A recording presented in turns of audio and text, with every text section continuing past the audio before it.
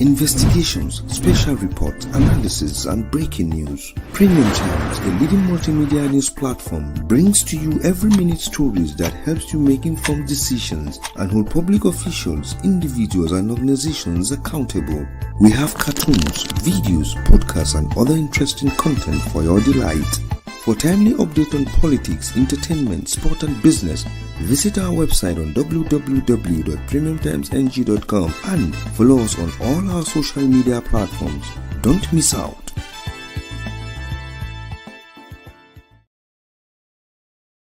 Investigations, special reports, analysis, and breaking news. Premium Times, the leading multimedia news platform, brings to you every minute stories that helps you make informed decisions and hold public officials, individuals, and organizations accountable. We have cartoons, videos, podcasts, and other interesting content for your delight. For timely update on politics, entertainment, sport, and business, visit our website on www.premiumtimesng.com and follow us on all our social media platforms. Don't miss out.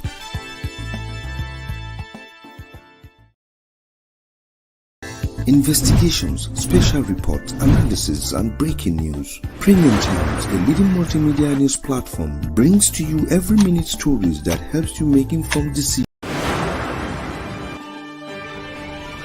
Nigerians elect 28 state governors, 993 state lawmakers.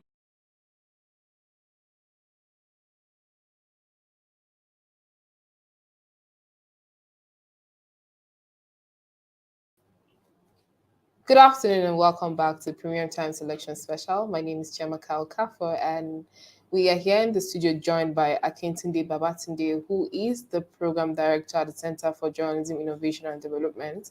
And he's joining us this afternoon to bring us up to date on the midday report from the Center on various election incidences across the country and what the Center has noticed across board.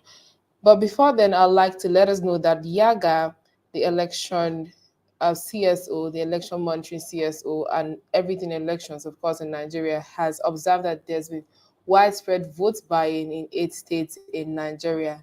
And I'm sure that Akintunde will have other updates on what the situation is on ground this afternoon. Good afternoon, Akintunde. Hey, Chiamaka, good afternoon. How are you? Not bad. So you have this midday report. I spoke to your colleague earlier, Mbohu, about what's the assessment is, and rightly he said it's too early to give anyone flowers to what's happening in the day. But this is polling has closed, hopefully, across polling units. Sorry, voting, I beg your pardon, has closed across polling units in the country at 2:30. This is past 3 already. And you have a midday report that has spotlighted various challenges or observations you made as an organization while voting was going on across the country. Could you walk us through some of the major observations you have noted that are perhaps similar to what we saw at the last presidential elections? Right. Thank you very much, Chiamaka. And like you mentioned, when my colleague was there, I think by the time he was in the studio, that we got reports from our folks on the field who started letting us know what their experience has been. And before I delve into the details of the media report, in most polling units, voting did not start up until around 10 a.m. So the average time, was on 10 a.m. That was like an hour, 1 hour, 30 minutes, later than normal. And you would notice that the presidential elections, the one we had 3 weeks ago, there are challenges with the delay, in voting in some of those areas because of the delay, logistical challenges that INEC had at the time. So we noticed the voting started late in those polling units. And then we also noticed that there are issues of vote buying, more pronounced now. And I think at the time we've got cash challenges in the country. So most political parties were not able to mobilize financials to do that. But now, I think a little bit of, I don't know how they made it happen. So there are issues of vote buying. And the situation then became difficult when some of our observers captured evidence of vote buying and they started, they got attacked. So you have a case of 2 3 persons whose devices got were collected, destroyed, and also some even were physically assaulted just because they captured incidents of vote buying. Yeah. Then we also noticed that it's supposed to be a secret ballot system, Yeah. but you get to see party agents, staying somewhere, people voting, then showing evidence of voting for their party, so they could go get their incentive at the end of the day. If that's not vote buying, I don't know what that is. That's also. Then we've also noticed that there are challenges with there are restrictions of movement earlier today in Ibadan. So some of our observers were not able to access, sorry, to pass around Mokola Bodija area just because God knows what. So you have that issue spread across. We've also had incidences where some of our guys, one of our guy in Chokoto was attacked by locals just because he was capturing moments, of malpractice, during the election. So we have pretty much a little bit of this and that that speaks to the fact that the election is not going as it should go, but pretty much not new to our electoral system, unfortunately.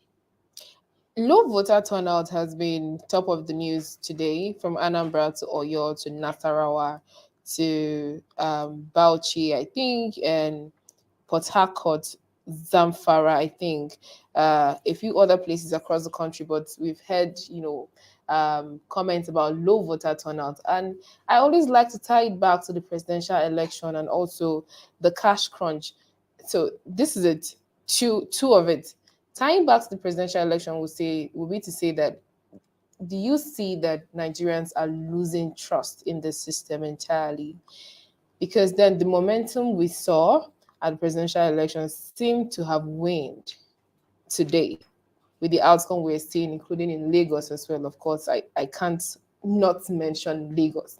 And then with the vote buying, people were very, to a large extent, unwilling to sell their vote. They were willing to pull through. I mean, if we're going to suffer and this will be the price we pay for a better country, we'll do that. But today, across 8 states, and your observers also captured incidences of vote buying, do you see that, Nigeria is improving or regressing, or at just a certain location, static movement, when it comes to our electoral processes and the improvements around it? Right. I don't like to talk about lack of low voter turnout without talking about the fundamental challenge that we have in Nigeria. So if you conduct a survey to ask Nigerians their trust in the system, and this is not even just electoral system, you would notice that a lot of folks just don't believe that Nigeria, that they trust the system. So there is an apparent absence of government in people's life in Nigeria. So people take, people do things on their own, right? So that way people just feel like, okay, the government is not responsible for me in any way. So can I just go ahead and do my stuff? That's one. And talk about how that is reflecting in the voter turnout. The presidential election, I don't think, even though I don't have the numbers, I don't think in the early days on the morning of the presidential election, I don't think we had issues of voter turnout, low voter turnout. I think we had issues where people came out interested, in the voting process, sure, but the system fundamentally disallowed them yeah, to be part of that process. Not sure how true this is, but we have people who said they traveled from one state to another, but the reverse machine could not capture them, so they couldn't vote. Some said they wasted resources. That's one. Then secondly, you have fundamental issues with the failure of INEC, to live up to its promise of helping to transmit election results through the HiRef platform. So that failure also led to a lot of people saying, okay, we thought INEC would do better, but INEC did what it did, and then they were like, okay, what else? Then you also have the postponement of the election. So the election was moved for another 1 week, for another week, and a lot of people will be like, ah, nah, we're done. We're tired. Let's just get this, done with. Then the cash crunch. We see our challenges with cash today. It's not as if the judgment from Supreme Court or whatever the statement the president issued or whatever CBN issued. I don't think that has reflected really in the lives of people. So you've got challenges with people saying, okay, I'm not just gonna vote because the little I have financially with me is to get money to get food, not really to transport myself to go vote. So there is that. Then there is also you've seen, reports of, promise of violence. You've seen results of, potential intimidation by pronouncement from political office holders and their backers and whatever machinery they have. So that and the thing is that people who died because they were attacked during elections, there's been no justice for them. So people are not ready to go ahead and say, oh, Nigeria should take care of itself.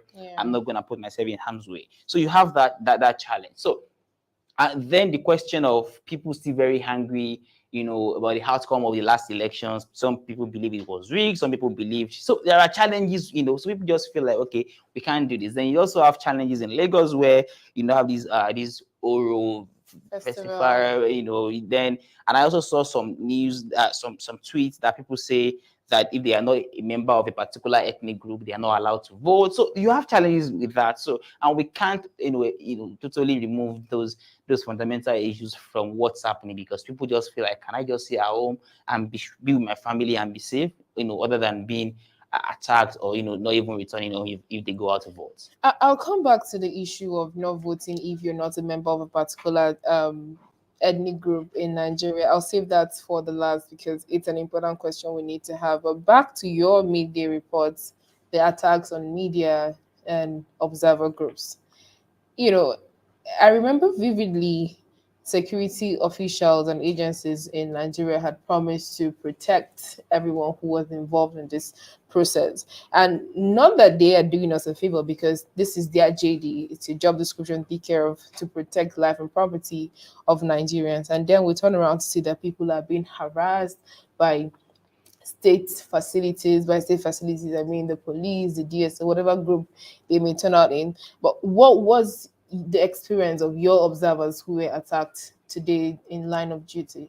Right. So I would try to limit, because we're still getting details, trying to get some people out of trouble, but we've seen one of our observer who was taking picture of a situation where there was vote buying, and locals saw him and they attacked him.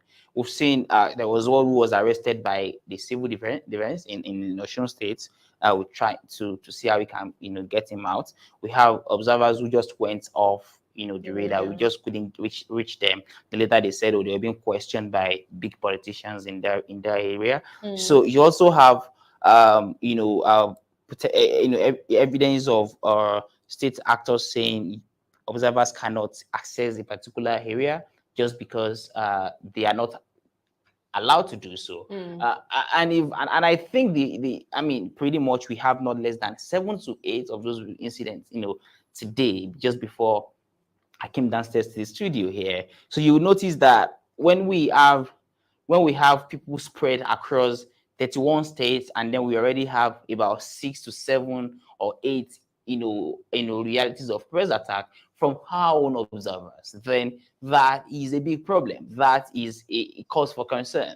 And the patterns are clear. It's all about them destroying their devices. It's all about them, not allowing them to, get into areas where they could observe their elections. And when you mentioned that security officials are at this point, I honestly don't know who we should call to help. I don't know, because the system is fundamentally flawed. The system is fundamentally flawed, and I keep saying it, that what we have happening at subnational level of government. I mean, state government. What we have happening there, to be fair, it's more scandalous than what we have at the national level, because state governors are emperors, and a lot of them are seeking re-election. So it's a lot of them want to install their loyalists. So they are doing everything they could just to make sure that whatever observers are doing that would expose their wrongdoings, they try to kill it. And that's a big problem, because people who are observing the elections, they are putting their lives on the line, and you can't continue to do this to them. You can't continue to intimidate them. You can't continue to get them.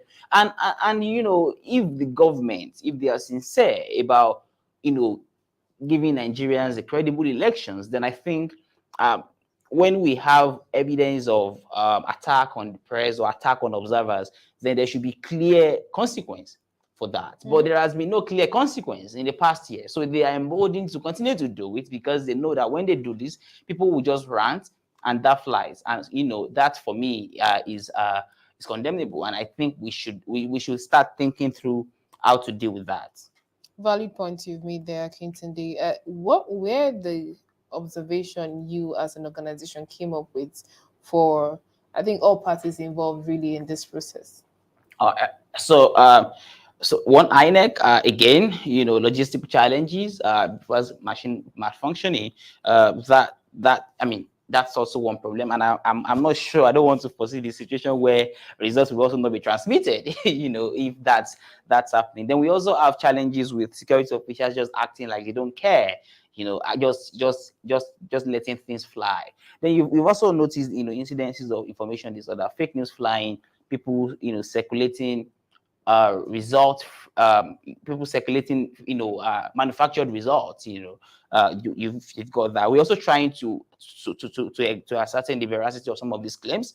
There's been that. We also noticed, like I mentioned, that the late opening of polls, intimidation, so vote buying, it's a big problem. It's a big problem. We noticed that happening in select. Then we also know that there has been no access to for PWDs to vote. Now that was a major issue during the presidential election. Now we also observed that happened across board. So those are some of the issues that we've identified. But one thing that we've been saying is that if we want Nigerians to be interested, because if we want people who didn't vote, if we want them to regret not voting, then we actually have to make it right. Yeah. But if you don't make it right, people are just and say, no, wait. I mean, it's good I didn't come out because look at you. You're already injured. Look at you. In fact, so waste of time. So why should they vote, right? Yeah, thank you very much. So I said I would save the best for the last, and I'm asking you this question not as a program director,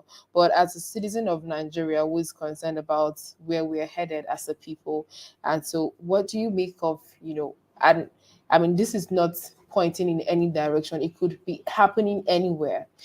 Saying people cannot vote because they belong to a certain group, certain umbrella, whether ethnic group, religion, color, or gender. What would you make of this, and how does this is 2023. It's the 21st century, not the 15th. So what do you make of this kinds of attitude and disposition between or amongst Nigerians? It's lack of exposure.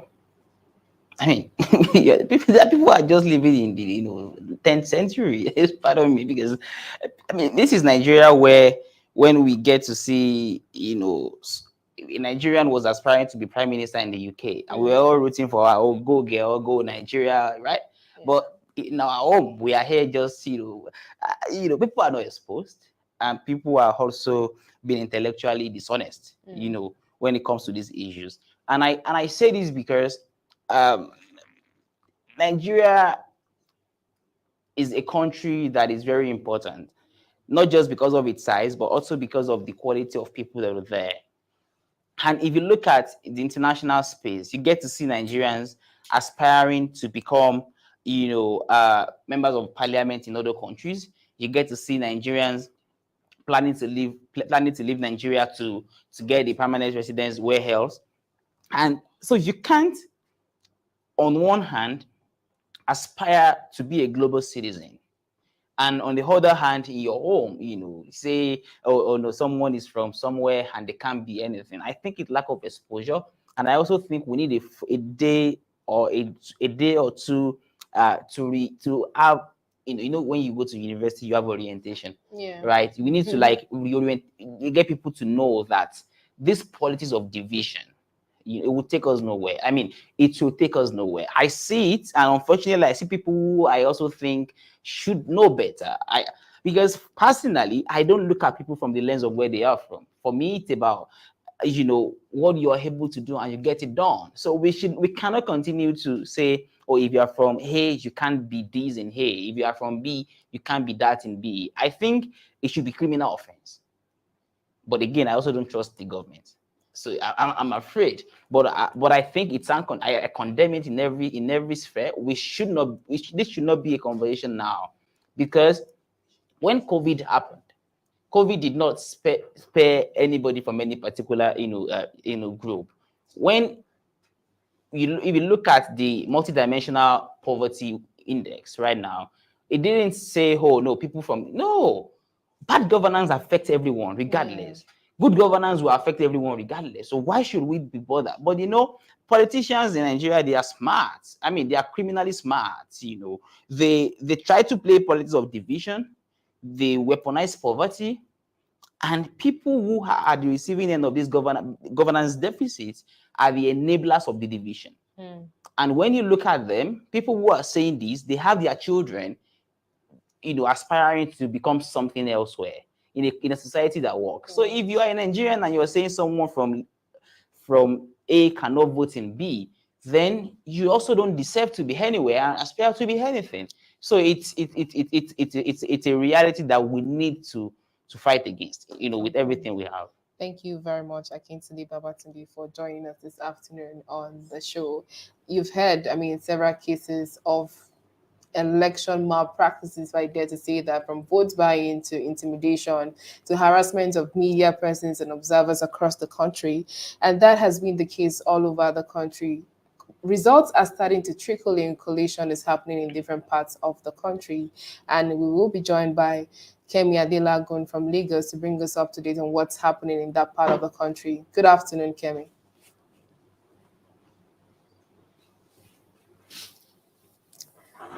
How is it going, Kemi? I can't hear you, Kemi. Can you hear me?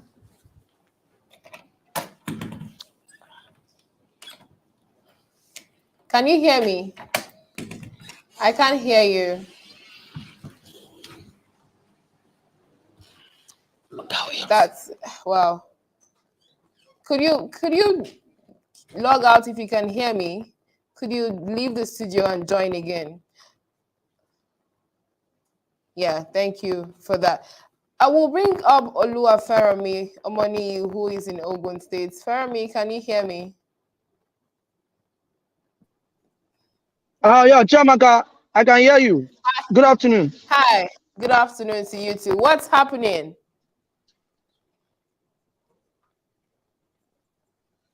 Can you hear me? Yes, I can hear you. Yeah. What's going on where you are?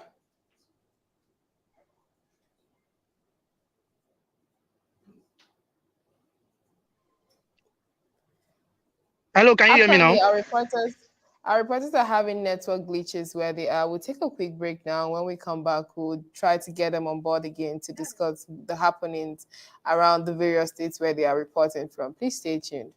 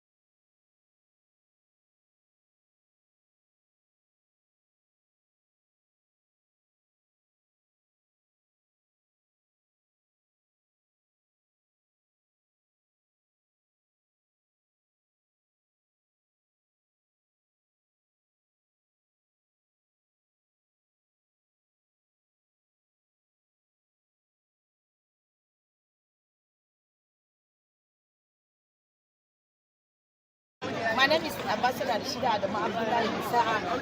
The voting is very well, the machine is very well, alhamdulillah, successful. It's working successfully, alhamdulillah. Daurawa what?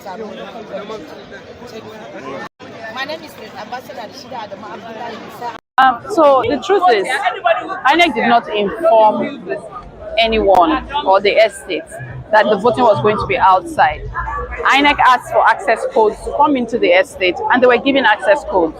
So they didn't inform any. So this is a development that happened this morning. We came here and we're all set up in there. All the chairs are arranged. Everything is arranged. 10 polling stations, all arranged by the estate in there. Chairs, water, everything for INEC, everything arranged. And then this morning, they're saying, oh, they're setting up outside. So if you even check the beavers, there's geotagging. If you follow the geotag, it will take you inside the estate. It doesn't bring you outside to the main road. Do you understand? So is it even a legal polling station? Because this is not where our polling station is. The last election went by very peacefully. You know, we voted, we waited, we counted the votes, we waited to upload. I mean, I was live most of the time, posting videos. There was no violence whatsoever. There has never been violence in BDC. I've been voting every 4 years for as long as I can remember. There has never been violence in BDC. So I think the whole arrangement is a bit unfortunate that given the fact that this is 2 p.m., it's almost suggestive of the fact that some people have been disenfranchised because some people have actually gone away. But ultimately, I think part of this is also communication. People understand this to be their polling unit, where we're standing now. This is where they've always voted. This is the official, what they've officially been noted on INEC website is their polling unit. So if an attempt is made to change that, people need to be aware, need to be aware well ahead of time. I think following the events of the presidential election, understandably people are suspicious, people are emotional, and people are concerned. And so I think part of what is being seen here today should actually be seen as civic engagement, and the people coming out to say, you know what, we want to exercise our mandate in a way that is proper, in a way that is official, and we insist that you do it that way. Having said that, given where we are, and the fact that we have not commenced at 2 p.m., my suspicion again is that by 7 p.m., not everybody will have voted. Some people may still be disenfranchised, and they may be belligerent, they may be insistent. I had asked the REC personally whether tomorrow was an option, given the time, and he said to me that it was not, which I think is unfortunate. Did he come back with a counter suggestion? Well, the suggestion is that we should start and be done by 7. So, to me, I'm not sure if that is going to be an acceptable arrangement. I have spoken to somebody today who has said, that they would challenge that in court. So already people are a bit uncomfortable with it. So we'll have to see how that plays out. But the REC is still here. Those discussions are still going on. Okay, hopefully we'll get them. Adebayo, Adekola, Adelabu, the gubernatorial candidates for Accord for this election. To rate the outing of today, in terms of voters' turnout, it's not so impressive. It is not so impressive. A couple of polling units that I've observed, the turnout was very, very low. And the reasons are not far-fetched. Probably people are scared of their lives because of events that led to today's election. 2 days ago, about 4 or 5 people were killed at the rank between the APC and the PDP, somewhere in the southeast local government. We are not caught precisely. And that was not good enough. It was more than enough reasons for people to be apathetic towards voting today. Everybody loves his or her life, and anything that will cut short anybody's life or his prime, we would like to avoid it. So it is not so, it's so saddening, and I'm not very happy with that. But this just past 10, we still have enough time for people to come out. I want to appeal to all Nigerians to come out and perform their civic duty and exercise their franchise to choose leaders of their choice for the state. What's your comment about this election is so important to us, even more important to us than the federal election, because it is the governor that will govern the state. It is the members of the assembly that will legislate for the state. We should not ignore this process. I'm appealing to you once again, Oyo State citizens, Oyo State indigenes, Oyo State residents, to come out en masse and vote, because I can assure you, I have not seen any form of violence from where I came to vote here, from my residence to my voting center here. Everything has been peaceful and there is no form of violence in any form. So I can assure you that your life is guaranteed, your safety is guaranteed. Come and vote so that you won't live to regret it. You don't want charlatans in power any longer. Thank you. Is there any nostalgic feeling that you have? Why you guys doing that? We have hope, and we are not intimidated by this mafia-type government that only gets the legitimacy from thuggery and violence. And I'm very proud of our people. I'm very proud of Lagosians. I'm very proud of Nigerians, because Lagos is a microcosm of Nigeria. And it's time for a new generation to stand and say, we want a new type of government. You know, so I encourage them to continue. We are with them, we are behind them, and we are ensuring that every way we can support them security-wise, they are doing that. What's the report that you've been getting from There's been widespread attempts of voter suppression. Places like in VDC, the polling unit agents are not going into the estates because they want to judge who out or not permanent votes at all. You have situations in Iba, as at now, polling unit materials have not yet gotten into Iba. You have places like Oshodi, Solo, Agbo Palace Way, Okota. They are using a lot of voter intimidation, chasing people away. In Koshofe, Jipron, the APC thug has chased all Labour people out of the area, you know, but we are on it. Okay, how will you describe the process here and also the Anipose is a community that they don't try nonsense, right? They don't try nonsense. We vote and our votes count. So I cannot use this word as a benchmark. They are chasing people away, right? Jodu, and in other parts of Ikeja as well that are more prone to violence. Okay, are you confident of allowing this in the rest of your life? Are you confident on that right now? Am I certain on winning election? We are forming next government of Lagos State. The will of the people is going to prevail. They are going to try, but the will of the people will eventually prevail. And your question was? In the last 2 weeks, you've allowed certain threats in your life. What is the update on that right now? So there are threats, but we cannot be afraid. I'm a son of Lagos. My forefathers live here, right? I'm not going to be intimidated by anybody. And we mean well for the people of Lagos. And it's time for them. Everybody that is even carrying out all this violence, you want to look at their life in the last 10 years, they are suffering. Most of these people are living in poverty. Their gutters are not there. They cannot send their children to public school. They cannot go to public hospitals. If their wife wants to give birth, for them to find bed is a problem. So you see that a lot of these people, they are not thinking. Because they are suffering, but they are still carrying on the government that's making them suffer. They will give them some 10,000 or 15,000 naira or even 100,000 naira. They won't see them again for 4 years. They'll be left doing admirable work. So, by God's grace, it's time for the people to be lifted up. Because see, why you guys doing that? We have hope and we are not. All right. Good morning, distinguished senator. Okay, how is today? I know you are a candidate in the race. How is the race? What is beauty about my polling unit is that we don't force people to vote, like showing you where to vote. Say if you don't vote for NNPP, you should not vote. We allow, because this is a cosmopolitan area where you have Igbo, other people, not only my village, this is my village. The other people who are like me, who are candidates like me, I think they will want to direct how the voting pattern should be. That's the beauty of it. You can vote for whoever you want to vote for. Policy is about development. If what I've done in this village, I've given them water. The water I brought as a senator, I did reticulation. I built school. I built road here. I have built hospital there. If that one cannot guarantee my vote, I've given scholarship. then why should I force my villagers to vote for me?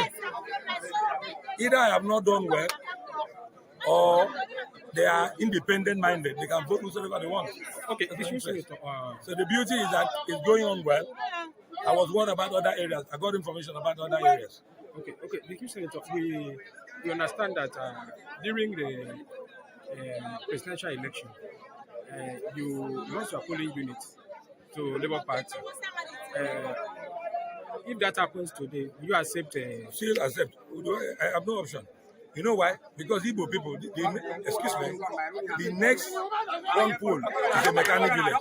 You have over 5,000 Igbo people around here. So they can vote for whoever they want to vote for. And I accepted it. I didn't bother. I didn't force it. There are some places that will not allow Igbo to vote. Because I'm from here. I did not exert that arrogance. I didn't say this is my village. Because I know where Igbo people will vote. Don't vote here. We didn't do that. Okay, Senator, the last turnout was more than this in this unit. What do you attribute to this? It was the Obi movement. And most of the Igbo people came to vote. A number of people came to vote. And I think I will attribute that.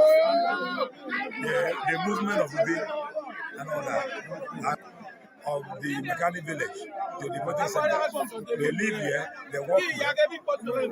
Their numbers is much.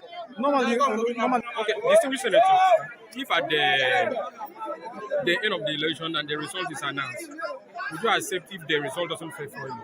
If you do it, if you allow the election to go on. All right. Good morning, distinguished Senator. Okay, how is today? I know you are a candidate in the race. We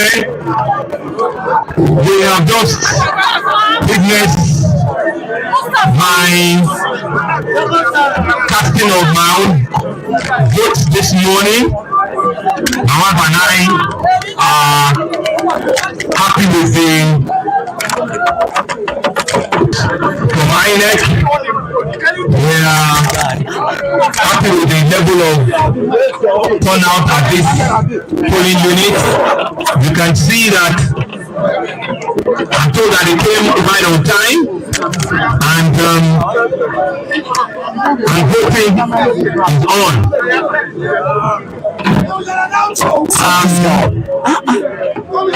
I think it's a time for us as a people to see and to understand that this process is not meant to be a process of violence.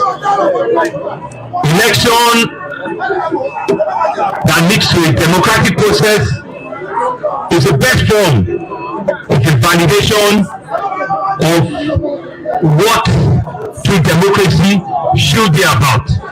And so I want to reiterate again that this contest is about peace, it's about progress, it's about prosperity for our state and our country at large. And I want you all, gentlemen of the press, to continue to preach and to advocate for everyone to have the right to be able to express themselves freely, fairly, and transparently. I'm indeed happy driving here this morning that everywhere in the city looks calm. But there are a few disturbing videos that we also see where some parties are here and told that they were doing one or two things which it's not verifiable, so I'm not going to talk about it, right? But really is just to say that I'm excited and I'm happy to be here, and I want to ask that all of our voters, all of our citizens should just remain vigilant. You know, if you see anything, say something, and just all let's come out, you know, and exercise our right freely to vote of any form of acrimony or any form of protest or any form of intimidation. That is not acceptable as a government. Then consider the people of the world, they activate all of the gentlemen. We have just witnessed my casting of my own vote this morning. My wife and I are happy with the from INEC. We are happy with the level of turnout at this polling unit. You can see that I'm told that they came right on time, and voting is on.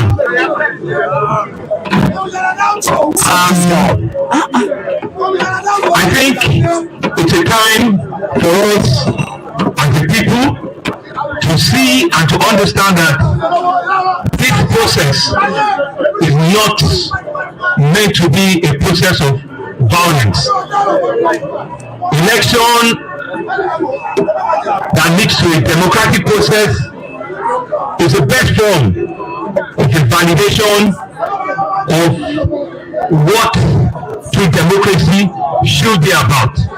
And so I want to reiterate again that this contest is about peace, it's about progress, it's about prosperity for our state and our country at large. And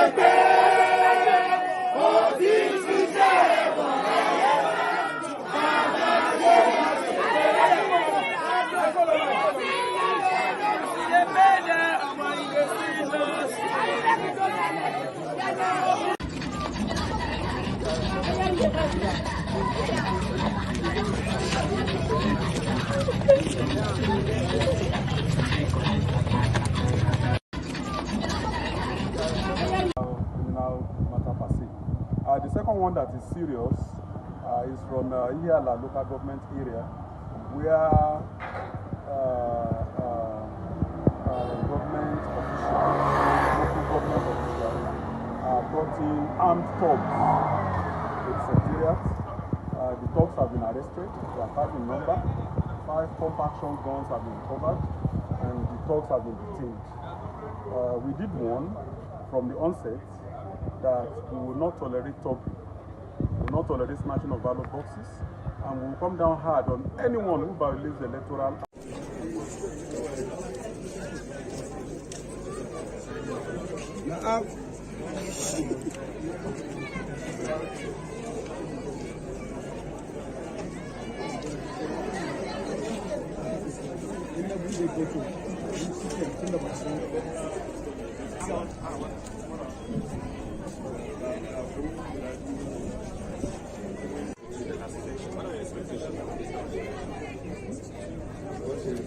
You are still excited over the victory of your party in the last presidential election. What are your expectations? Well, I don't expect anything less because we have gone through the constitutional perspectives. We told Nigeria what we are going to do. We had a very free party election. The chairman emerged. He was experienced 2 times governor.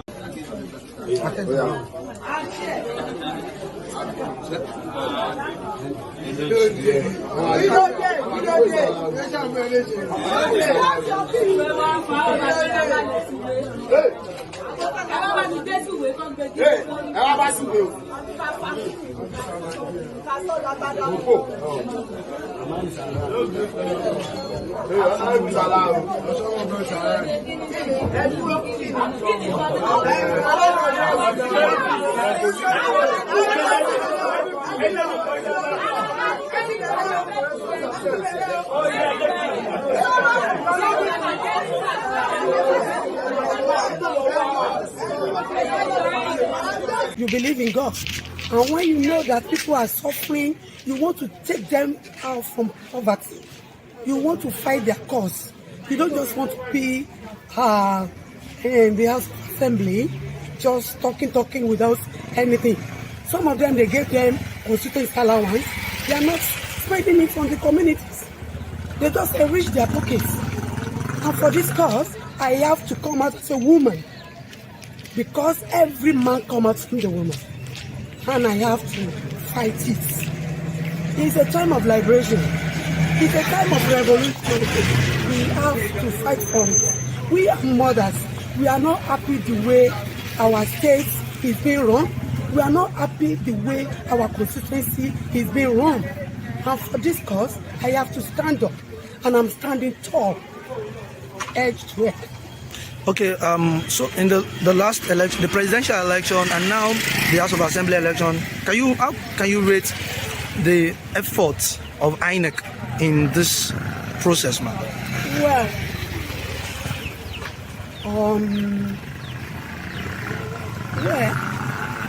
INEC is doing their job, but probably they still need to, raise up. There are some areas that they need to work on. That's what I can say. They are still lacking in some areas, so they need to raise up. That we have hope, and we are not intimidated by this mafia-type government that only gets the legitimacy from thuggery and violence. And I'm very proud of our people. I'm very proud of Lagosians. I'm very proud of Nigerians, because Lagos is a microcosm of Nigeria. And it's time for a new generation to stand and say, we want a new type of government. So I encourage them to continue. We are with them, we are behind them, and we are ensuring that every way we can support them security-wise, they are doing that. What's the report that you've been getting from? There's been widespread attempts of voter suppression. Places like in VDC, the polling unit agents are not going into the estates because they want to draw people out or not have them vote at all. You have situations in Iba. As at now, polling materials have not yet gotten into Iba. You have places like Oshodi, Solo, Agbo Palace Way, Okota. They are using a lot of voter intimidation, chasing people away. In Koshofe, Jipron, the APC thug has chased all Labour people out of the area, but we are on it. Okay, how will you describe the process here, and also the Anifoshe is a community that they don't try nonsense, right? They don't try nonsense. We vote, and our votes count. So I cannot use this word as a benchmark. They are chasing people away, right? And in other parts of Ikeja as well that are more prone to violence. Okay, are you confident of allowing secretary for your life? Are you confident on that right now? Am I certain on winning election? We are forming the next government of Lagos State. The will of the people is going to prevail. They are going to try, but the will of the people eventually prevail. And your question was? In the last 2 weeks, you've allowed the second threat in your life. What is the update of that? So there are threats, but we cannot be afraid. I'm a son of Lagos. My forefathers live here, right? I'm not going to be intimidated by anybody. And we mean well for the people of Lagos. And it's time for them. Everybody that is even carrying out all this violence, you want to look at their life in the last 10 years, they are suffering. Most of these people are living in poverty. Their gutters are not there. They cannot send their children to public school. They cannot go to public hospitals. If their wife wants to give birth, for them to find bed is a problem. So you see that a lot of these people, they are not thinking. Because they are suffering, but they are still carrying on the government that's making them suffer. They will give them some 10,000 or 15,000 naira or even 100,000 naira. They won't see them again for 4 years. They'll be left doing agri work. So, by God's grace, it's time for the people to be lifted up. Because see, that we have hope, and we are not intimidated by this mafia-type government that only gets the legitimacy from thuggery and violence. And I'm very proud of our people. I'm very proud of Lagosians. I'm very proud of Nigerians, because Lagos is a microcosm of Nigeria. And it's time for a new generation to stand and say, we want a new type of government. You know, so I encourage them to continue. We are with them, we are behind them, and we are ensuring that every way we can support them security-wise, they are doing that. What's the report that you've been getting from? There's been widespread attempts of voter suppression. Places like in VDC, the polling unit agents are not going into the estates because they want to draw people out or not have them vote at all. You have situations in Iba. As at now, polling unit materials have not yet gotten into Iba. You have places like Oshodi, Solo, Agbo Palace Way, Okota. They are using a lot of voter intimidation, chasing people away.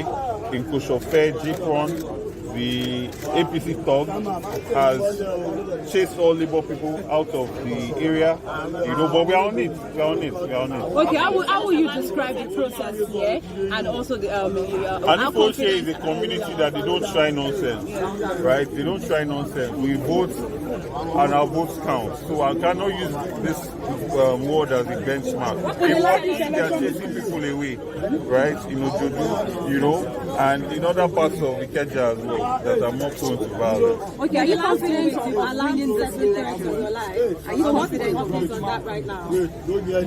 Am I certain on winning election? We are forming the next government of Lagos State. The will of the people is going to prevail. They are going to try, but the will of the people eventually prevail. And your question was? In the last 2 weeks, you've allowed certain threats in your life. What is the update of that right now? So there are threats, but we cannot be afraid. I'm a son of Lagos.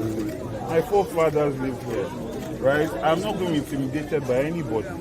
And we mean well for the people of Lagos. And it's time for them. You see, everybody that is even carrying out all this violence, go and look at their life in the last 10 years, they are suffering. Most of these people are living in poverty. Their gutters are not there. They cannot send their children to public school.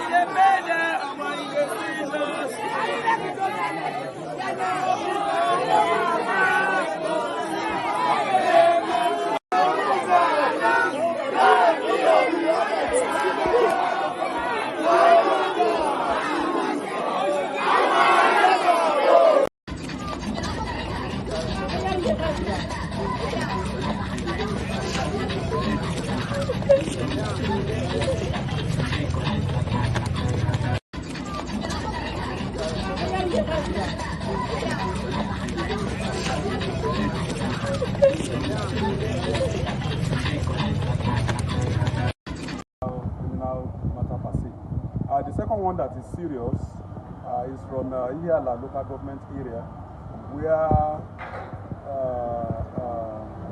local government officials brought in armed thugs to the secretariat. The thugs have been arrested. They are 5 in number. 5 pump action guns have been recovered, and the thugs have been detained. We did warn from the onset that we will not tolerate thugging, we will not tolerate smashing of ballot boxes, and we will come down hard on anyone who violates the Electoral Act and guidelines issued by INEC for the conduct of this election. All right. Good morning, distinguished senator. Okay, how is today? I know you are a candidate in the race. How is the race? What is beauty about my polling unit is that we don't force people to vote, like showing you where to vote. Say, if you don't vote for NNPP, you should not vote.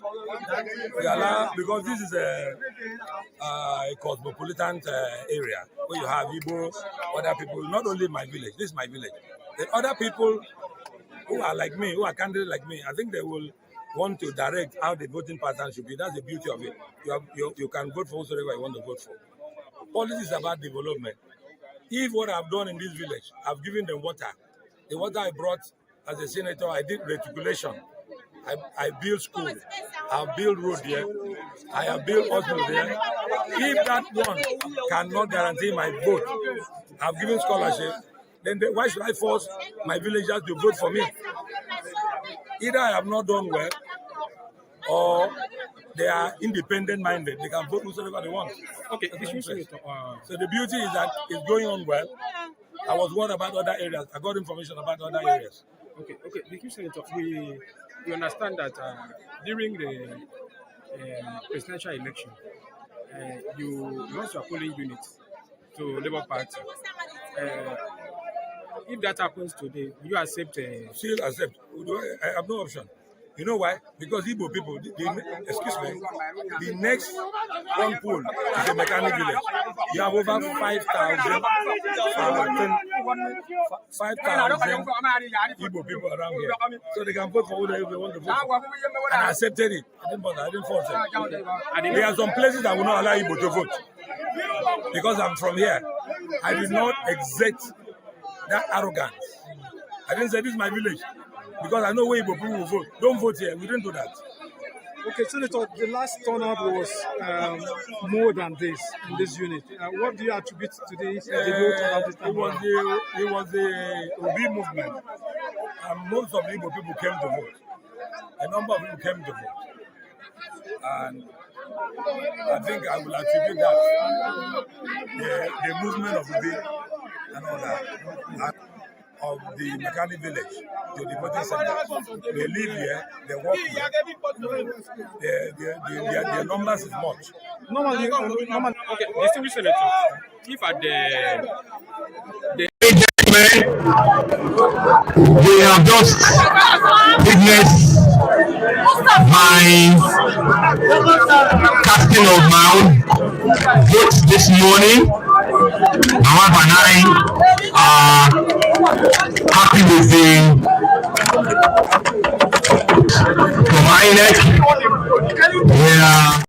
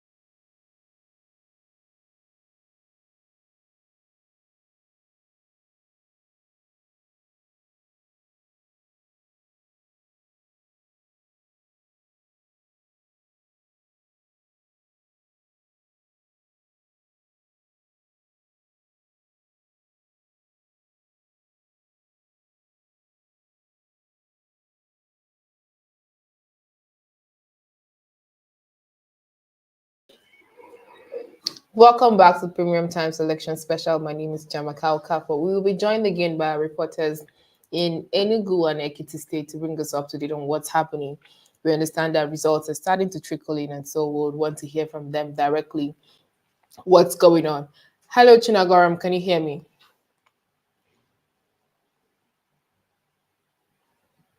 Chinagoram, can you hear me?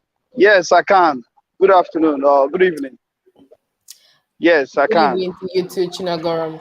How's it going so far in Enugu? Yeah, elections. We have some where elections still going on, but many places the results are coming out. Like the places I'm just coming out from now, the results are out, and the Labour Party, won.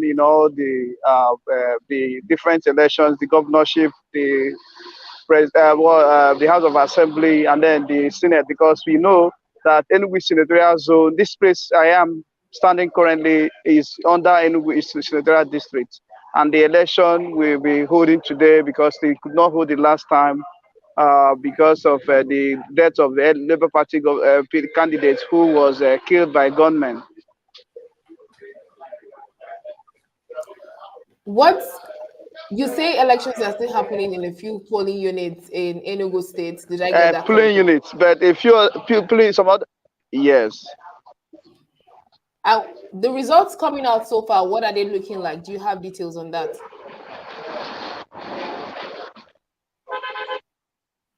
Yes, Chinagaram, can you hear yes, me? yes. But most of the polling units, the results are out as we speak.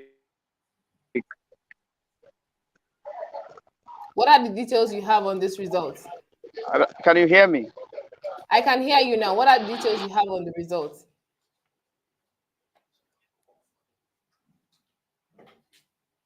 Can you hear me, Chinagaram? Chinagaram, can you hear me? We can't hear Chinagaram. Can we speak to Olua Ferami, who is in Ekiti? Good evening, Ferami. Can you hear me? Oh yeah. Good evening, Shamaka. Good evening, Ferami. I understand that results are coming in from Ekiti already. What do they look like? Yeah, thank you very much. I'm at the World Collation Center in Ado Ekiti at the moment, and results have been coming in. Even as a matter of fact, the turnout of voters were kind of very low compared to the presidential and the presidential, senatorial, and House of Representative election held some 2 weeks ago. So it's something that we saw very scanty polling units. The ones I witnessed, I was able to cover about 3 local government area in the state, and they were very, very, very, very low compared to that. But right now, I'm at the World Collation Center in Ado Ekiti, and the results have been coming in while I wait for the presiding officer to dish out the results of the areas that they've received so far. Do you have any results from any of the polling units you followed through? So far, places I covered around Egede, Iwepo doing fellow doing local government, and some places in Ado Ekiti, especially in places like Egede, Ekiti, Inye Ekiti. It's actually mixed reactions between supporters of APC and PDP. Some places where PDP strong zones where they recorded massive votes over APC, while in some places as well too, APC actually defeated PDP. But we can't actually ascertain who won in those different constituencies because I've not gotten all the results so far, and that's one of the reasons why I'm at the World Collation Center to wait and to get the exact results. Thank you very much, Fermi, for that update. We'll keep in touch with you and come back later to see what the World Coalition is looking like. Basically, you've heard from Ekiti. It's too early to call what the shots are in Ekiti. And we'll try to bring back Chinagoram Ugu on board to tell us what's going on in Enugu. Chinagoram, can you hear me now?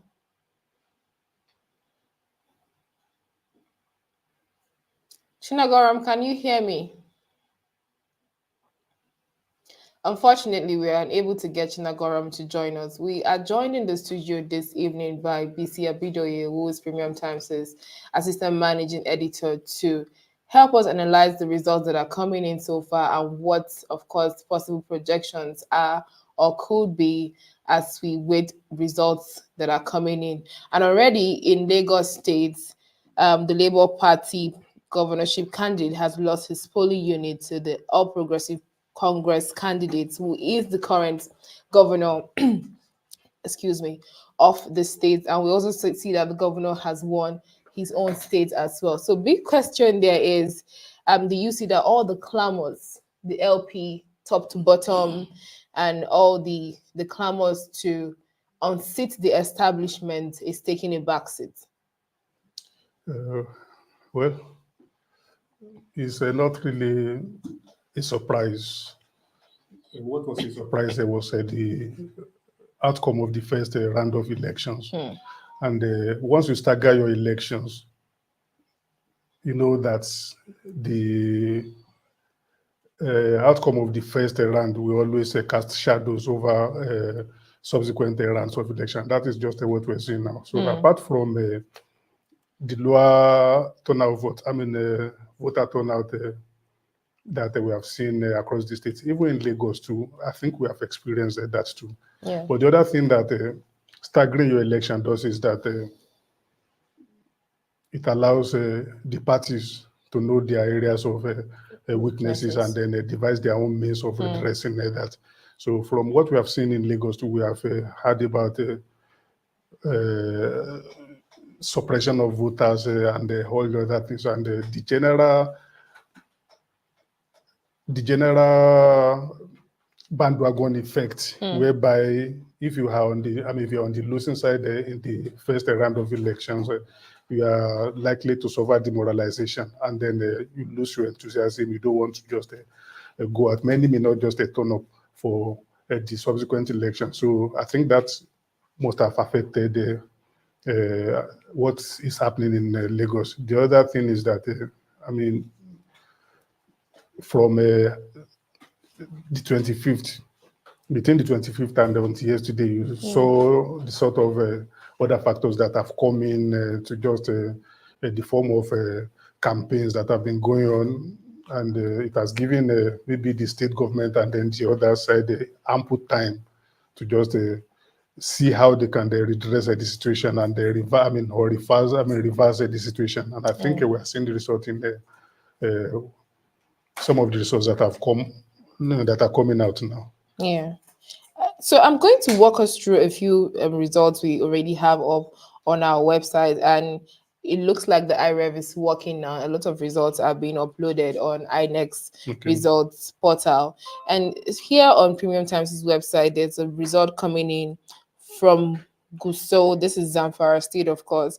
And we see that it's a two-horse race here, the APC and the PDP. This is in Magami Ward in Gusau, and we see that the APC polled 74 votes and the PDP won 18 votes. So let's 118 votes for the PDP.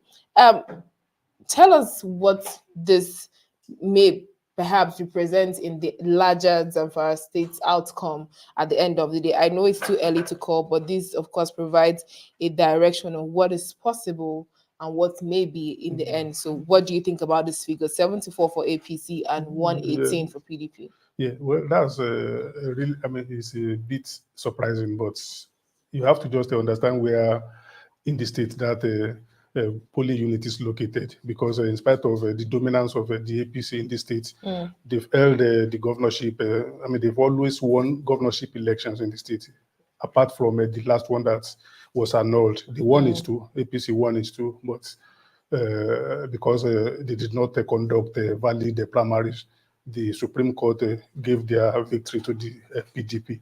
But the man who was the PDP candidate that election is the sitting governor. He has defected to the APC, and people expected the APC to maintain its winning streak in the state. But that does not mean that the PDP does not have its own strongholds. So I do not know from what part of the state this.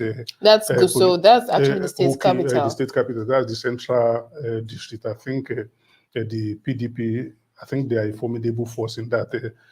So it's still going to be a contest between the APC and the PDP, a two-horse race in that state. In that state. Yes. Yeah, moving over to, we have also details from Lagos, Ikeja precisely, Alausa, Oregon, and Olusosun areas. And of course, we know Lagos is a three-horse race, but interesting figures we have here.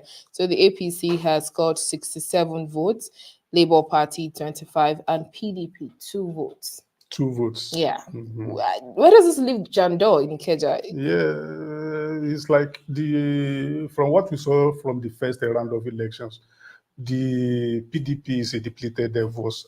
Force in Lagos, and I foresee that a trend continue because the stronghold, the demographics that usually assemble behind the PDP, they have moved over to the Labour Party now. So most of the forces, most of the factors working for them, they are no longer on the side of the PDP, and that is what you are saying. I think this is a continuation of what we saw in the first round of elections. If you remember, in the presidential election, the PDP candidate that has always been the challenge. I mean, you remember that I think on one or two occasions, even PDP won the presidential elections in Lagos State, but on 25th of February, that was a different thing.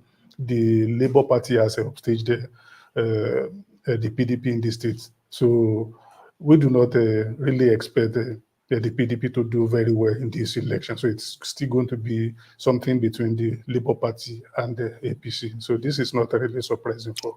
Do you feel from the figures we have 67 for APC and 25 for LP, who is like the closest distant second actually? Yeah, distance, but that may not be representative of yes, because I mean it's still too early days. So we have to just wait a little bit until getting more figures so that we can properly analyze it. I agree with you totally. And then we'll move over to Kaduna to see what the figures are saying in Kaduna.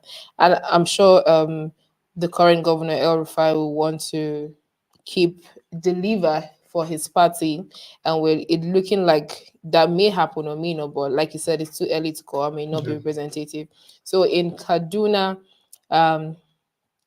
at Kofariyama 2, Kaduna Central, Kaduna Kudan local government area, APC has 77 votes, NNPP 9 votes, PDP 26 votes. And we see that the Labour Party has no votes around this area. What does that say when you place it in the larger context of what happened at the presidential elections and the Labour Party wave we saw now? It looks like there's nothing resource there. I mean, we do not have enough resource now to draw a general picture. This may just be a one-off thing or whatever, but I still expect it to be a three-horse race with the PDP and APC in the lead.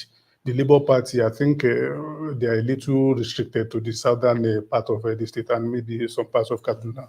And even the southern part of Kaduna State, that used to be the stronghold of the PDP. And I think there's a sentiment that well, let's just still stick with the PDP so that we can there unseat the APC. But we have to just wait until more figures come in. I still think Kaduna will be a close race between the PDP and the APC. Well, perhaps it will be something. I mean, the PDP will still be the party to beat in that state. Not the NNPP now. No, NNPP is not very strong in Kaduna. Yes, NNP's strength is somewhat restricted to Kano State. From what we have seen so far. And then we move over to Adamawa, where I'm very interested in because of the woman there in Adamawa. And from what we're seeing from Yola South here in Mamboy Ward, PDP polled 78, APC 191, and ADP, ADC, and SDP had 1 vote respectively. What does that say for you? 191. That should be encouraging to the APC. The woman is really popular, and I think she's a force on her own. I mean, beyond the party affiliation and all that, I think she's been very, very involved in politics in the state and in the empowerment programs that has endeared her to the women folk, because most of our empowerment schemes are targeted at women, children, and maybe the elderly. So she has a very strong support base within the women folk in the state, and that is why even if she had run in any other party's platform, she would still have made this sort of impression. I expected the APC platform to add value to our candidacy, but I do not think it's. I mean, she is going to run away. Even if she's going to win, she's not going to run away with the election. The sitting governor is a very strong candidate, and he has also a lot of factors in his own favor too. So maybe this polling unit that we have seen now may not be representative, but at least it suggests that the woman will give the governor a run for his money. Yes, I agree with you. It looks like we have more results from Lagos here on the website. And it looks like the APC still takes the lead here. So here we have Lagos State, Ojota and Ogudu. From Ogudu Health Center, APC 85, Labour Party 58, PDP 6. 85, 58, and 6 votes So from it's still the trend Ojota and Ogudu. it's still the trend between the APC and but I think in the presidential election, most of these areas were handily won by Labour Party. So it's like there's a kind of I mean, the support is waning due to a lot of factors, some of which we spoke about earlier on. Yes, and let's just see how far that trend can be sustained in there. Because in some other parts of the state where the APC is strong, we've not seen results from those parts too. Yeah. We have another result here from Oshodi and Isolo. Okay. And APC 105, LP 6, PDP 4. Well, this is one result. I hope it does not turn out as an anticlimax for PDP because Labour Party. Because of the strong showing, and people have always been saying that perhaps we know that the defeat that the party recorded in the February 5th election was not really out of the strength, a reflection of the strength of the party. It was just about the candidate, presidential candidate of the party, yes. Yeah. So it's really about his own charisma, about his own message, about what he really symbolizes. So now that it's not running, and you remember that even in the presidential election, in spite of the massive support that he recorded across the country, the party was able to win about 6 or 7 senatorial seats. So which really shows that people, his voters, are really about him, not about the party. They are willing to look at other candidates than the tickets, but just to have their own support for him as a person. So I think the candidate of the party in Lagos, Vivo, may not get the sort of support. People do not really expect him to get the sort of support that would be had 2 weeks ago. The result we had earlier was from Wesley Primary School in Oshodi, and another result from Oshodi Isolo local government area. Third, 3 Adewale Christian also has APC with 96 votes, Labour Party 7 votes, and the PDP with just 1 vote. We don't expect the difference or the gap to be that wide, but we expected that their positions may be reversed, but not to this drastic extent. But it's still early days. We still do not have much to analyze yet in terms of results. So we have to just wait until we have maybe across the states and the local governments and all that, results from local governments and all that. Yeah, which is an interesting one coming out of Lagos, if you ask me, on the numbers. And 95 may not be a lot of number, but the difference between 95 and 4 and 7 is quite a long one-sided. one. So another result here is, okay, so this is the constituency elections result, but this is what we have so far on the website. Of course, we're sure that more results will be coming up the website as we receive them from our reporters at various polling units. But tell me, what do you see with the trend so far, with the little figures we've come across the country? Yeah, so we've had Lagos. So I have another one here quickly from Borno State, which from MMC, Hausari and Zango Ward. Mudu Dadabe 40 polling units. So the APC polled 107, PDP 5, SDP 1. Still rather lopsided. That was not what we had in the presidential and the National Assembly elections. So we are talking about once you stagger your elections, you should expect results like this. Because once a party has won in the first round of elections, it's like an advantage.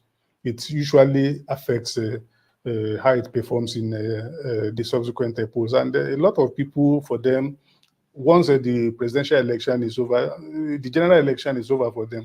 So it becomes difficult for parties to mobilize. Even the winning parties, I expect that the result, the voter turnout in these rounds of election will be much lower than we experienced in the, and even the last one was about 29 or what percentage. So this one is supposed, I mean, it's going to be way much lower than that. For many people, the elections are done. It will be very difficult to persuade them to just return to the poll and cast their votes. And especially if you're on the losing side, you see no point. Many will see no point, and that is why maybe you are getting this type of results at 100 to 7 and all that is rather one-sided. And yes, the other thing is, I mean, too, is that in many states, you know, in 8 states where the governorship election has fallen off fallen off season, they have adjusted the state houses of assembly, states house of assembly elections to conduct. In those states, you're still going to see even way lower figures of voter turnout because people could be excited about voting for governors, but they are going to be less excited about voting for state lawmakers. Many in the rural areas don't even know what the lawmakers do. So they are not just going to turn out in the same numbers that they did in previous elections, especially when they're electing governors and the presidents. In Katsina State, we're saying that in Tudunwada, Gao, Katsina local governments, polling unit 70, PDP has polled 41 votes, APC 58, PRP 5, ADP 1, NRM 1, SDP 1. So it's really looking like it's between the PDP, APC, and the PRP. I expect it to be between the PDP and APC there too. In the last elections, the National Assembly, the presidential election, APC, I mean, the PDP narrowly defeated the APC in that state. But, you know, there are local issues involved in this governorship election. So, but from what we have analyzed, what we have observed about the state, I think it's still going to be between the PDP eventually and APC.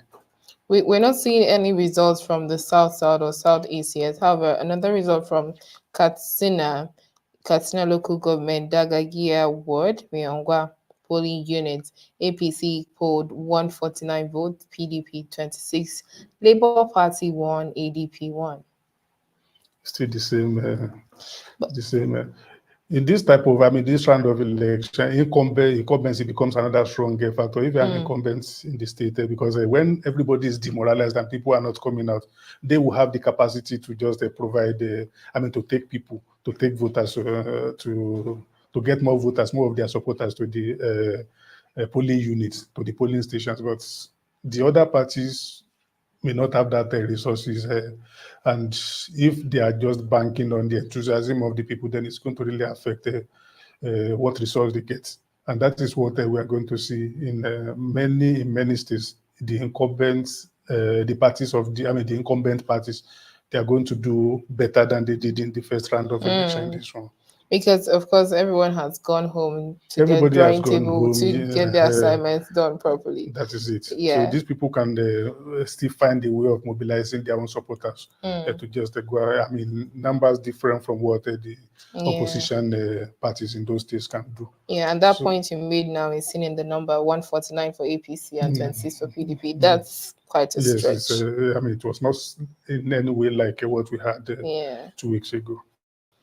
And in Borno, we're seeing numbers like 152 for APC, PDP 16. This is Mesandari Ward, polling unit 11 in Borno State. APC polls 152 votes, PDP 16, Labour Party 1, SDP 1. Well, by reputation, Borno has always been or has been a kind of one-party state. The APC has never lost elections there, and added to that is that the governor seems to have impressed the voters, even people outside the state. So he has the reputation as a performing governor, and with the current political situation also favoring his own party, I think all the winds are behind his own sail.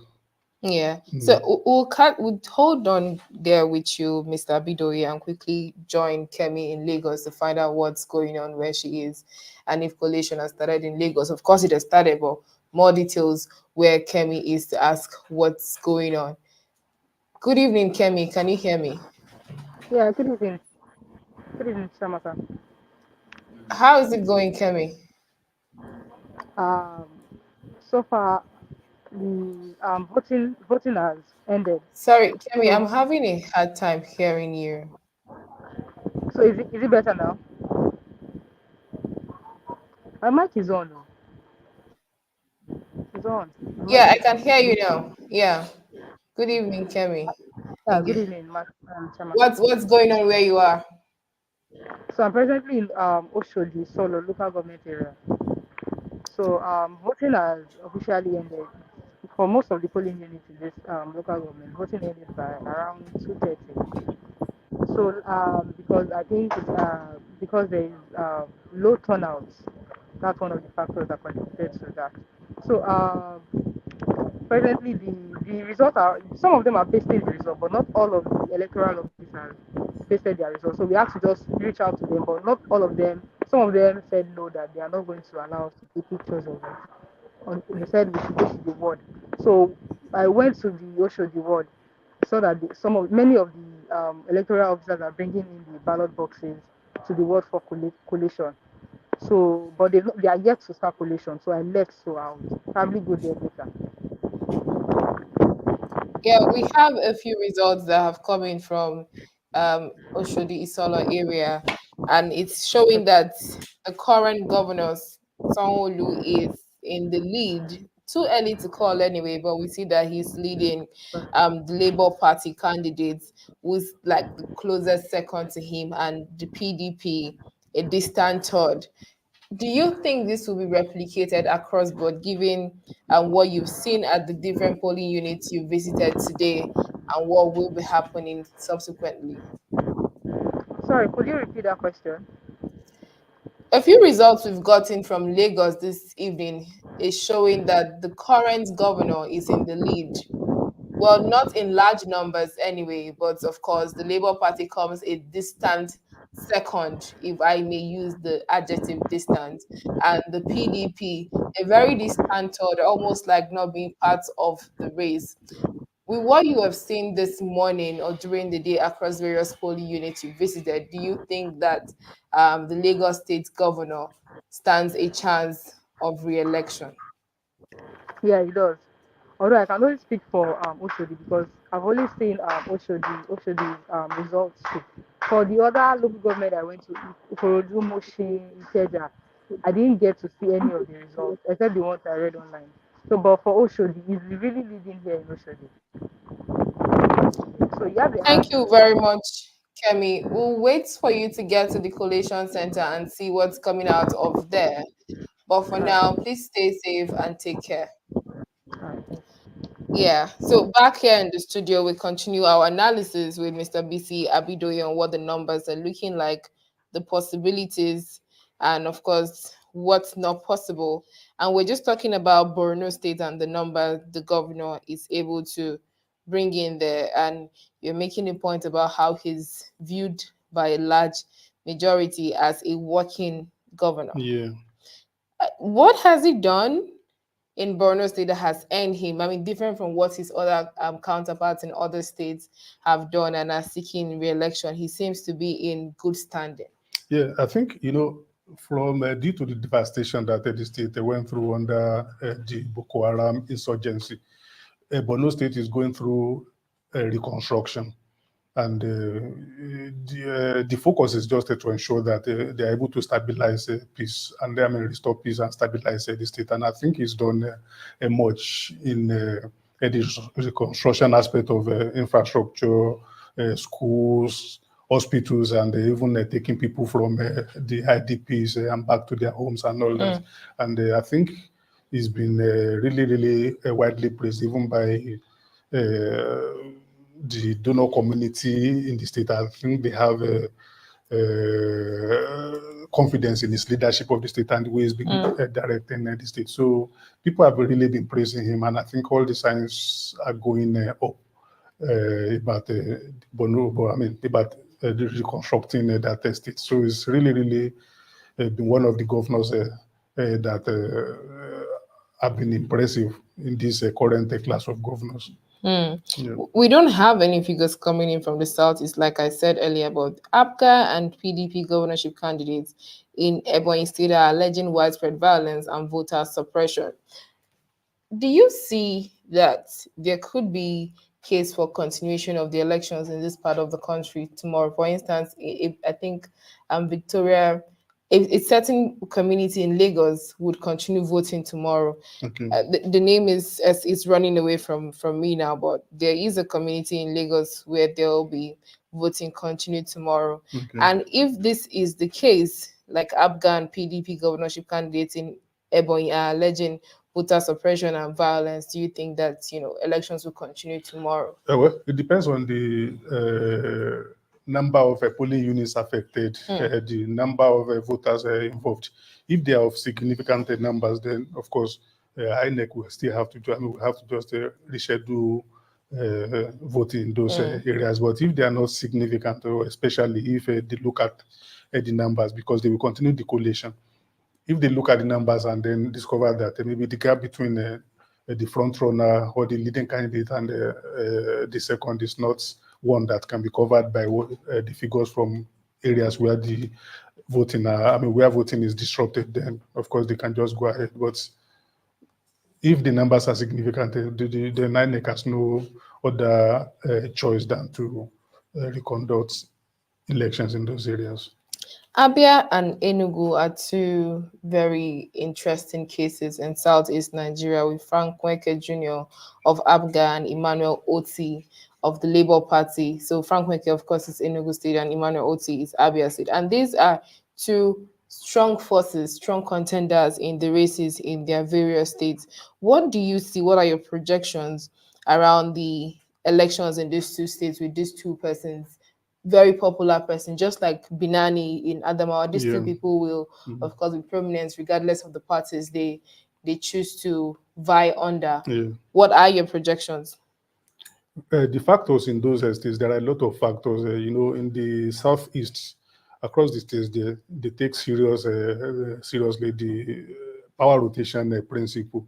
I think they've zoned in Enugu, they've zoned the governorship seat to a particular district, senatorial district, and I understand that virtually all the 17 or 18 candidates in these elections, they are from that particular zone. And of course, you have some of them that have a personal popularity, like the gentleman that you mentioned, but also there are the parties too. If you look at Enugu and even Abia, those are states that have consistently been governed by the PDP. Now, the process was disrupted in the presidential election, but we understand the reason why. It was just a DOB factor. Now everybody is returning to factory setting, sort of, and now we are going to see the strength of the parties too.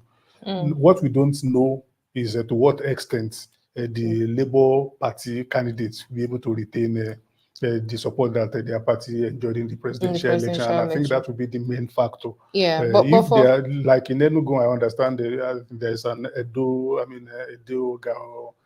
that is the LP candidate he was also a commissioner in the state, and years before he wanted to run under the PDP. He didn't get the ticket, then he went to the Labour Party and got the ticket. Now he's running.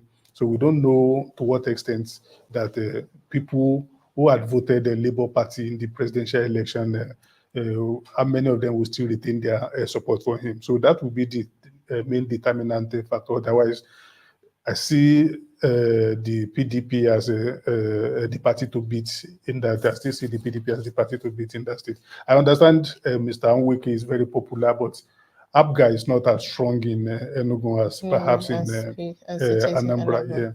Yeah. So so of course PDP you think is a party to beat in Enugu State, but a lot of people and voices coming out of Enugu State assessing the current governor's performance, Ugwuanyi, who is under the umbrella. Do you think that will play a prominent role in the candidate's succession? Yeah, it will affect it, but I think the most important factor is, it's just like if people have a consensus about the power about power rotation, is going to be a very strong factor. If we have agreed that okay, it should come from this area, people tend to overlook some other things as long as the guy that is coming in is from the area that they have. So I think that is just one of the factors that we favor the PDP. But like I said, most of the other candidates too, they are from the same zone. So we have a personal, other issues like maybe the performance of the incumbent and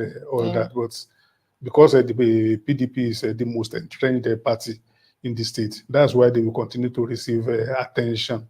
And among the most likely party to disrupt that the current scenario is, I believe, a Labour Party.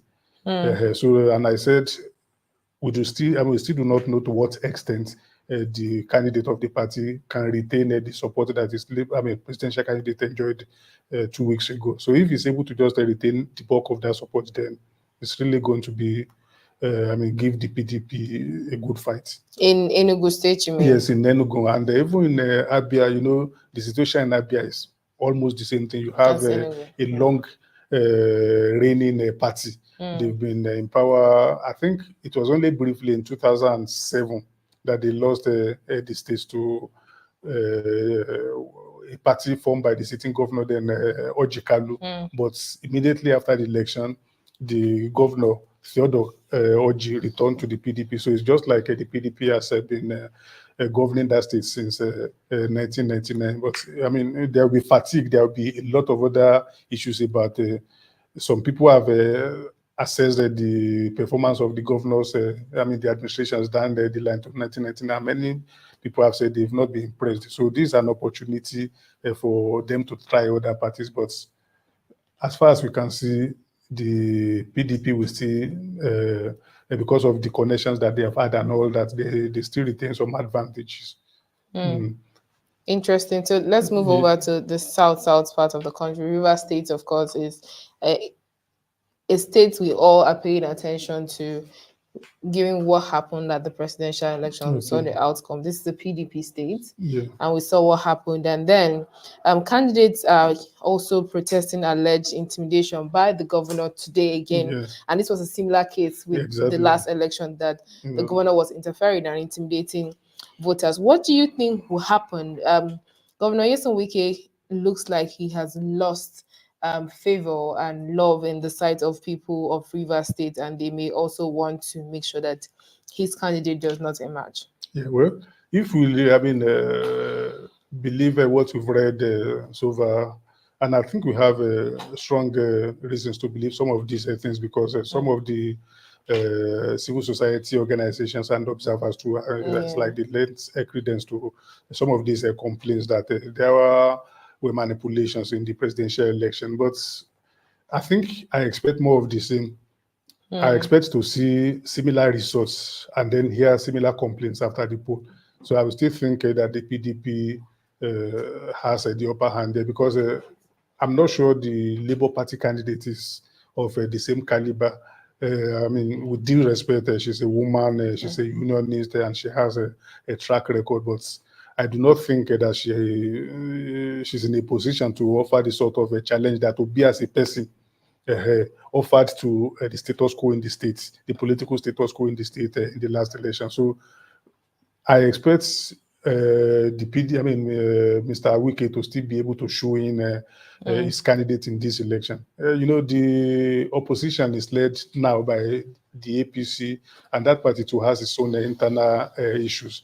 The SDP broke away from it. Mr. Magnus have been left to pick the ticket of the SDP, and they've not been. If they had been able to stay together, and all of them come together, maybe they will be able to offer a stiffer challenge to Mr. Wike and the PDP, but that has not happened. And Mr. Wike has not lost his capacity to get his way in Rivers State. Nothing has happened since 2 weeks ago that makes me believe that now he has lost that capacity. So I expect the result to still come out and the people to complain afterwards. A result I see here from Daily Trust, Elekaya local government of River State, Falga, is showing that The PDP is polling 63 votes, APC 28, SDP 14, Labour Party 20, and ACC 1. So perhaps true to your comment Exactly. that Governor Wike has yet to lose his capacity and power around the politics of Rivers State.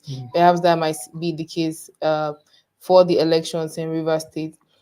We'll take a quick break now, and when we come back, we'll be analyzing more results, I beg your pardon, as they come in from different parts of the country. This is Premium Times Election Special. Stay tuned.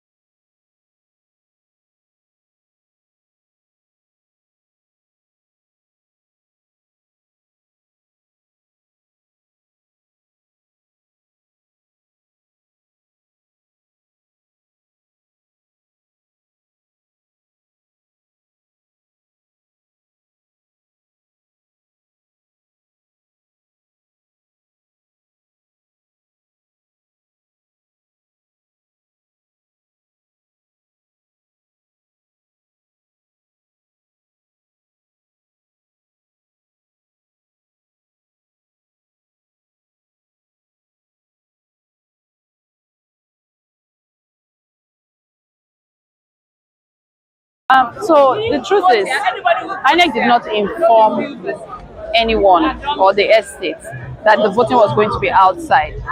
INEC asked for access codes to come into the estate, and they were given access codes. So they didn't inform any. So this is a development that happened this morning. We came here and we're all set up in there. All the chairs are arranged. Everything is arranged. 10 polling stations, all arranged by the estate in there. Chairs, water, everything for INEC, everything arranged. And then this morning, they're saying, oh, they're setting up outside. So if you even check the beavers, there's geotagging. If you follow the geotag, it will take you inside the estate. It doesn't bring you outside to the main road. Do you understand? So is it even a legal polling station? Because this is not where our polling station is. The last election went by very peacefully. You know, we voted, we waited, we counted the votes, we waited to upload. I mean, I was live most of the time, posting videos. There was no violence whatsoever. There has never been violence in PDC. I've been voting every 4 years for as long as I can remember. There has never been violence. So I think the whole arrangement is a bit unfortunate that given the fact that this is 2 p.m., it's almost suggestive of the fact that some people have been disenfranchised because some people have actually gone away. But ultimately, I think part of this is also communication. People understand this to be their polling unit, where we're standing now. This is where they've always voted. This is the official, what they've officially been noted on INEC website is their polling unit. So if an attempt is made to change that, people need to be aware, need to be aware well ahead of time. I think following the events of the presidential election, understandably people are suspicious, people are emotional, and people are concerned.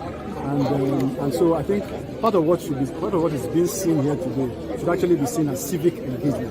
And the people coming out to say, you know what, we want to exercise our mandate in a way that is proper, in a way that is official, and we insist that you do it that way. Having said that, given where we are, and the fact that we have not commenced at 2 p.m., my suspicion again is that by 7 p.m., not everybody will have voted. Some people may still be disenfranchised, and they may be belligerent, they may be insistent. I had asked the REC personally whether tomorrow was an option, given the time, and he said to me that it was not. Which I think is unfortunate. Did he come back with a counter suggestion? Well, the suggestion is that we should start and be done by 7. So, to me, I'm not sure if that is going to be an acceptable arrangement. I have spoken to somebody today who has said, that they would challenge that in court. So already people are a bit uncomfortable with that. So we'll have to see how that plays out. But the rec is still here. Those discussions are still going on. Okay, hopefully we'll get them to get. So I think the whole arrangement. Adebayo, Adekola, Adelabu, the gubernatorial candidates for accord for this election. To rate the outing of today, in terms of voters' turnout, it's not so impressive. It is not so impressive. A couple of polling units that I've observed, the turnout was very, very low. And the reasons are not far-fetched. Probably people are scared of their lives because of events that led to today's election. 2 days ago, about 4 or 5 people were killed at the rank between the APC and the PDP, somewhere in the southeast local government. We are not caught precisely. And that was not good enough. It was more than enough reasons for people to be apathetic towards voting today. Everybody loves his or her life, and anything that will cut short anybody's life or his pride, we would like to avoid it. So it is not so, it's so saddening, and I'm not very happy with that. But this just past 10. We still have enough time for people to come out. I want to appeal to all Nigerians to come out and perform their civic duty and exercise their franchise to choose leaders of their choice for the state. What's your comment about? This election is so important to us, even more important to us than the federal election, because it is the governor that will govern the state. It is the members of the assembly that will legislate for the state. We should not ignore this process. I'm appealing to you once again, Oyo State citizens, Oyo State indigenous, Oyo State residents, to come out en masse and vote, because I can assure you, I have not seen any form of violence from where I came to vote here, from my residence to my voting center here. Everything has been peaceful, and there is no form of violence in any form. So I can assure you that your life is guaranteed, your safety is guaranteed. Come and vote so that you won't live to regret it. You don't want charlatans in power any longer. Thank you. Is there any nostalgic feeling that you are feeling today? Because we got to know that your grandfather, the late Adelabu Adegoke, voted at the same polling unit, and you, your grandson, again, is doing the same. Any nostalgic feelings, huh? Yeah. Adebayo, Adekola, Adelabu, the gubernatorial candidates for accord for this election. To rate the outing of today, in terms of voters' turnout, is not so impressive. It is not so impressive. A couple of polling units that I've observed, the turnout was very, very low. And the reasons are not far-fetched. Probably people are scared of their lives because of events that led to today's election. 2 days ago, about 4 or 5 people were killed at the rank between the APC and the PDP, somewhere in the southeast local government. We are not caught precisely. And that was not good enough. It was more than enough reasons for people to be apathetic towards voting today. Everybody loves his or her life, and anything that will cut short anybody's life or his pride, we would like to avoid it. So it is not so, it's so saddening, and I'm not very happy with that. But this just past 10. We still have enough time for people to come out. I want to appeal to all Nigerians to come out and perform their civic duty and exercise their franchise to choose leaders of their choice for the states. What's your comment about this election is so important to us, even more important to us than the federal election, because it is the governor that will govern the states. It is the members of this assembly that will legislate for the states. We should not. President of the Nigeria Bar Association, Mr. Yakubu Mekyo, distinguished members of the Nigeria Bar Association, friends, ladies and gentlemen, I'm delighted to join the State of the Nation dialogue convened by the Nigeria Bar Association, NBA. The upcoming election represents a critical moment for the nation, and I thank the NBA for inviting me to this event. Nigeria is at a critical juncture for statehood building. The elections present an opportunity to unite behind a common purpose and build the trust that will allow us to collectively shape our future. As Africa's leading economy, with the biggest cohort of youth and being a security anchor for our neighbors, Nigeria cannot simply afford to fail. The only pathway for a nation to survive is sustainable development, a future that is steeped in economic, social, and environmental principles, and must be guided by the Agenda 2030 and its 17 goals. The Sustainable Development Goals can simply not be a wish list for another day. They are an urgent to-do list, a blueprint for global and local action, needed to deliver peace and prosperity and a thriving natural environment for current and future generations, essential to avert a catastrophic future of conflict and chaos. Specifically, SDG Goal 16, Peace, Justice and Strong Institutions, was designed to ensure that countries promote peaceful and inclusive societies by providing access to justice for all and building effective, accountable and inclusive institutions at all levels. I would like to focus on three main reflections. First, we must recognize the indispensable role that the judiciary and justice play in people's lives, creating a conducive environment for the fulfillment of rights in all dimensions of life. As you know, Nigeria's peace and security challenges are linked to injustice, exclusion, and increasing social inequalities, coupled with impunity for human rights violations and the lack of economic opportunities. It is crucial to ensure the protection of electoral and other institutions.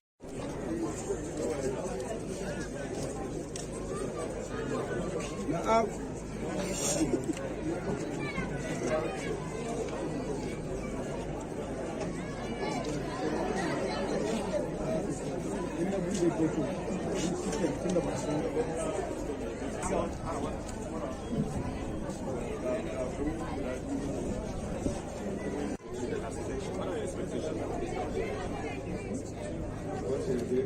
are still excited over the victory of the party in the last presidential election. What are your expectations for this? Well, I do not expect anything less because we have gone through the constitutional perspectives. We told Nigeria what we are going to do. We had a very free party election. The chairman emerged.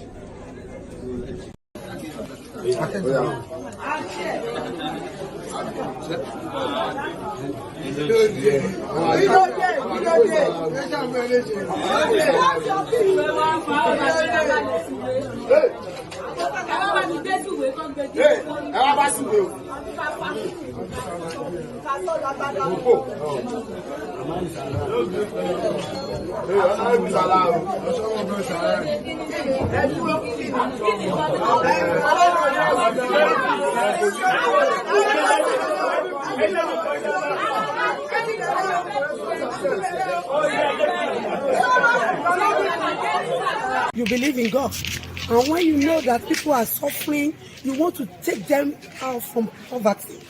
You want to fight their cause. You don't just want to be in the House Assembly, just talking without anything. Some of them, they give them constituency allowance. They are not spreading it on the communities. They just enrich their pockets. And for this cause, I have to come out as a woman. Because every man comes out from the woman. And I have to fight it. It's a time of liberation. It's a time of revolution. We have to fight for it. We are mothers. We are not happy the way our state is being run. We are not happy the way our constituency is being run. And for this cause, I have to stand up. And I'm standing tall, edge to edge. Okay, so in the last election, the presidential election, and now the House of Assembly election, how can you rate the efforts of INEC in this process, ma'am? Well,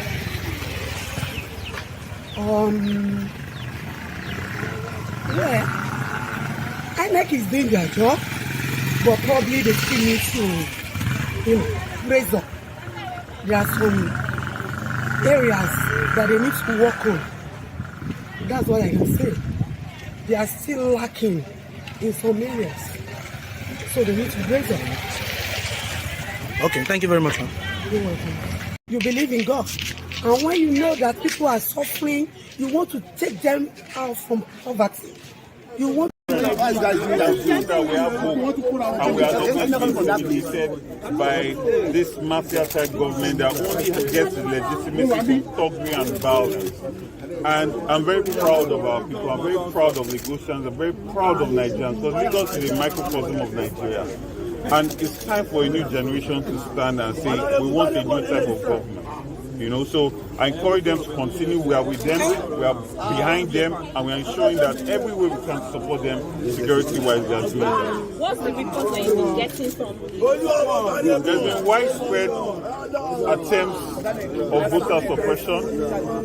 Places like in VGC, the polling unit agents are not going into the estates because they want to draw people out or not have them vote at all. You have situations in Iba, as at now, polling unit materials have not yet gotten into Iba. You have places like Oshodi, Solo, Agbo Palace Way, Okota. They are using a lot of voter intimidation, chasing people away.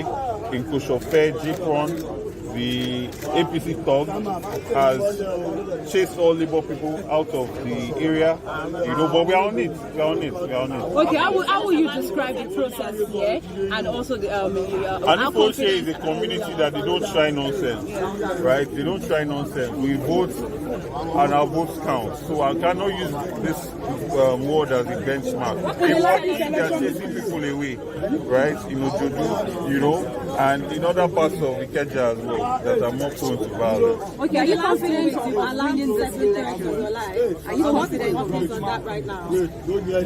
Am I certain on winning election? We are forming next government of Lagos State. The will of the people is going to prevail. They are going to try, but the will of the people will eventually prevail. And your question was? In the last 2 weeks, you've allowed second threats on your life. What is the update on that right now? So there are threats, but we cannot be afraid. I'm a son of Lagos. My forefathers live here, right? I'm not going to be intimidated by anybody. And we mean well for the people of Lagos. And it's time for them. You see, everybody that is even carrying out all this violence, you want to look at their life in the last 10 years, they are suffering. Most of these people are living in poverty. Their gutters are not there. They cannot send their children to public school. They cannot go to public hospitals. If their wife wants to give birth, for them to find bed is a problem. So you see that a lot of these people, they are not thinking. Because they are suffering, but they are still carrying on the government that's making them suffer. They will give them some 10,000 or 15,000 naira or even 100,000.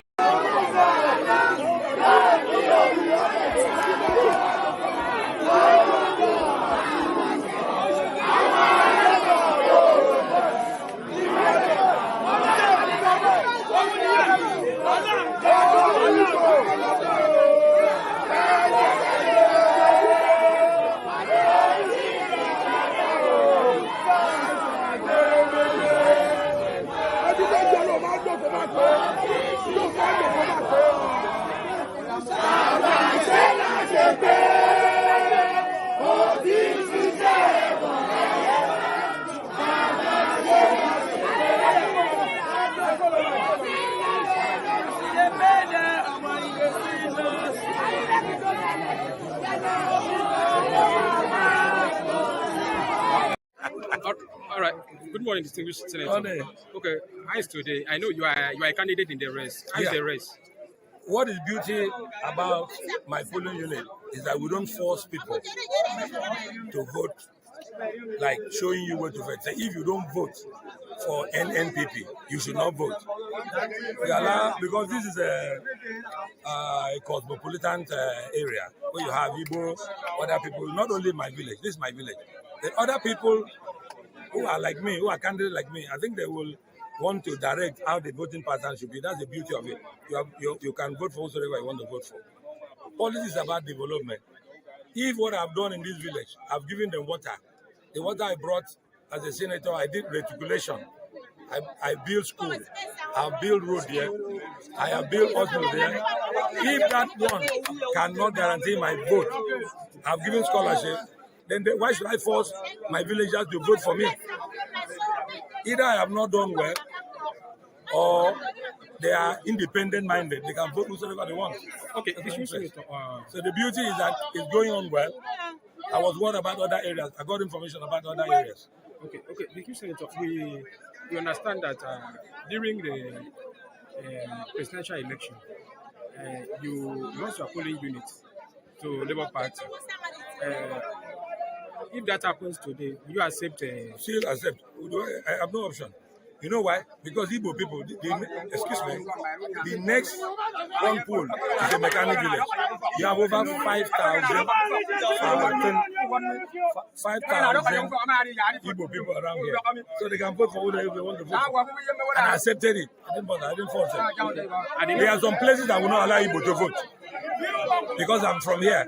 I did not exert that arrogance. I didn't say this is my village. Because I know where Igbo people will vote. Don't vote here. We didn't do that. Okay, Senator, the last turnout was more than this in this unit. What do you attribute to this? It was the Obi movement. And most of the Igbo people came to vote. A number of people came to vote. And I think I will attribute that. The movement of Obi and all that. Of the mechanic village to the voting center. They live here, they work here.